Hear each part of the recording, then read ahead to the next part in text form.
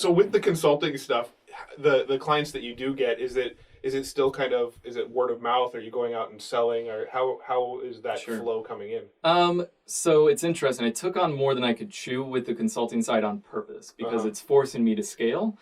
Uh, it's a great revenue, and the problem I've done in the past is I've taken on too much and not been able to deliver all that I've promised, but I've got the timelines better now in the sense that I set reasonable expectations with them. So I signed on a decent amount of client and took that as leverage for myself to say, okay, now it's time to bring on the pieces of the puzzle to help you execute these so that you can bring on more. Now it's 99% word of mouth. I don't need to market to get leads like that, because I like the bar is you have to have 100,000 person list for me to do this with you. So it's like that side of the equation is fine, but the other side of the branding and the building of the knowledge to help do that better is the ongoing process. So I spend a lot of time researching and testing and learning what I can to make sure I'm at the cutting edge with my clients of what's working in marketing.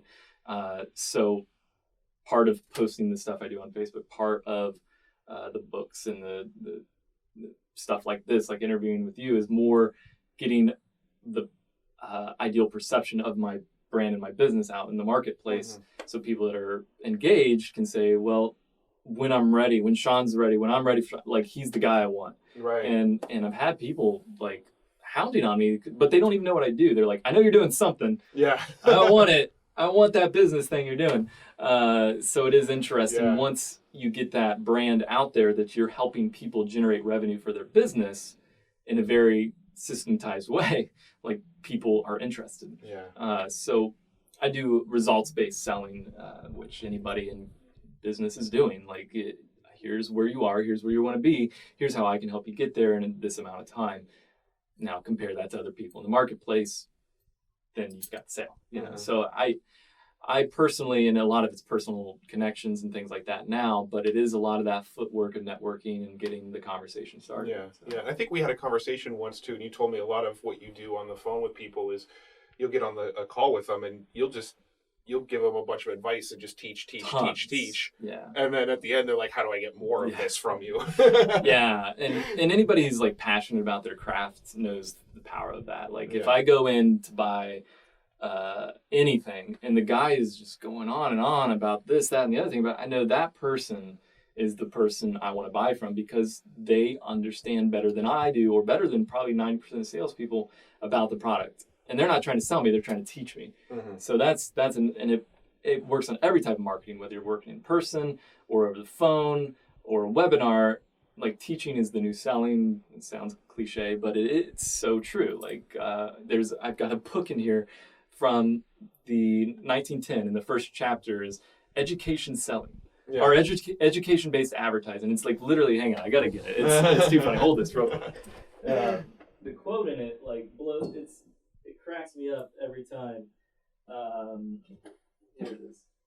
I had to special order this because it's out of print. It's like literally, you'll see it's like scanned page print because they don't have like a official copy. But it's so funny. Like there's a section in here about, here we go, effective direct advertising, and then here's the history of it. Blah blah. I know it's like this next page. And it's funny, there's a chapter here, like the most important asset for your business is the list, but they're talking about like literally like letters, like email, like home address. Yeah, home address. Like sending them letters in the mail. Right. And it's hilarious, this whole book.